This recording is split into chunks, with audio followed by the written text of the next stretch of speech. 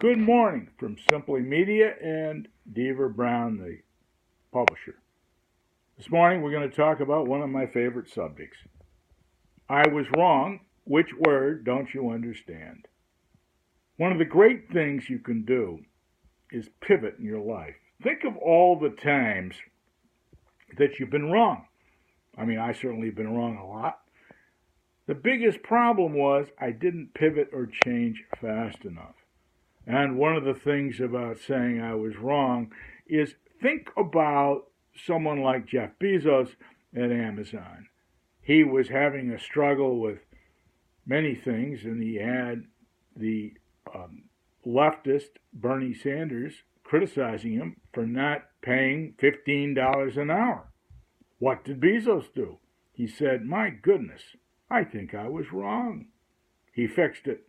And he started everybody at $15 an hour.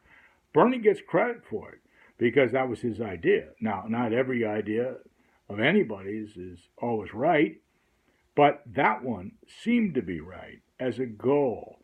And we know that Bernie may be many things, but he is sincere, and his concern about these people is important.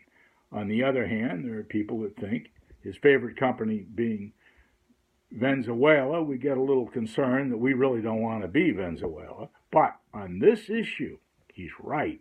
And that's true for many people. We have to look for what's right and what's wrong, take the best, not the worst. And what made Bezos a very smart man is his flexibility, his pivoting. And we see that on Bill Clinton. He used to be criticized for changing his mind. It was a good thing. He had good advisors, and he changed his mind, and many of his changes were very productive. We have Donald Trump now, who's doing the same thing. Many of his changes have been good. Pivoting is important. Admitting you were wrong is important.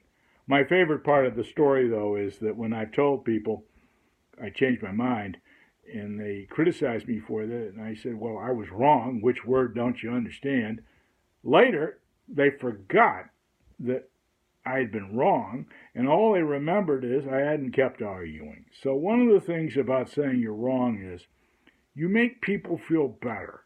You make people feel that you too can make mistakes. You're admitting them. You're forthright.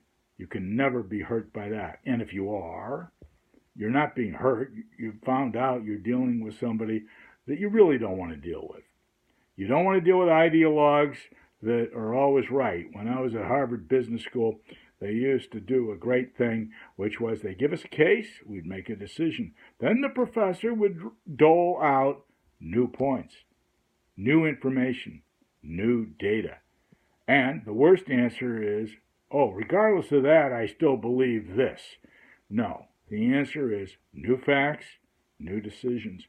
There's nothing wrong with it. And you'll feel released because there's no sense in defending a bad position. There are all these stories about people on Wall Street who didn't want to look weak, so they kept defending their position and losing lots of money. The point is, if you're wrong, stop. And most of us are wrong a lot. And I finish with one point. Think about this. If in a hole, stop digging. It's a great rule. Thank you very much from Simply. I enjoy this, and if you like what we do, buy a book at simplymedia.com through one of our great retailers. We sell the Fang Group. You can buy it at Amazon. You can buy it at Apple. You can buy it at Google, Walmart, and many other places. And they do a better job than we do, so we only sell through them, and the prices are low. And don't be put off by the low prices. Thank you again from Simply.